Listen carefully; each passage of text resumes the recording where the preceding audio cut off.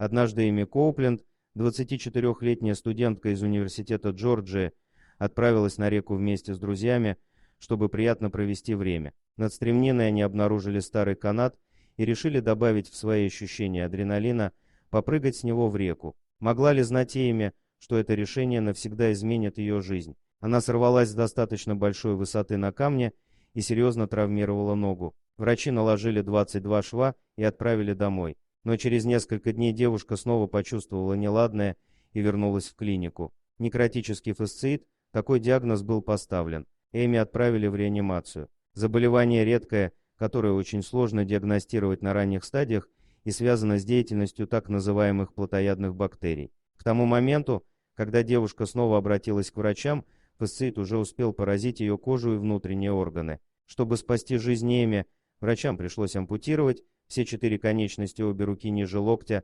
правую ногу ниже колена и левую ногу в районе бедра. Это произошло 4 года назад, теперь Эми 28 лет. Не так давно она опубликовала свое фото в розовом бикини, которое тут же распространилось по всей сети. А все потому, что девушка не впала в депрессию и смогла справиться с несчастьем, которое обрушилось на нее. Вот несколько эпизодов, как ей удалось это сделать. Девушке пришлось приспосабливаться к новой жизни и новым условиям. Она закончила курс реабилитации, а государство позаботилось о ней, снабдив помощью и новейшими протезами рук, что дало ей возможность самостоятельно заниматься повседневными заботами и обходить себя. Убирает и готовит Эми тоже сама. Помощь других ей не требуется. Она пережила разрыв со своим прошлым бойфрендом, который сбежал от попавшей в беду девушки. Тогда Эми стала защитником прав инвалидов и получила степень магистра в области социальной работы. А совсем недавно влюбилась в человека, который принимает ее как есть и не видит никаких недостатков.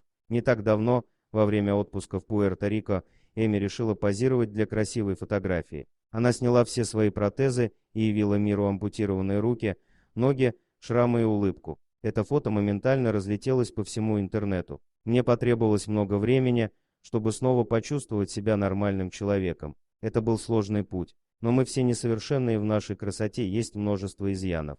Рубцы и шрамы многому меня научили, закалили мой характер. И на самом деле важно лишь то, что вы делаете, а не то, что у вас есть, написала Эми в социальной сети.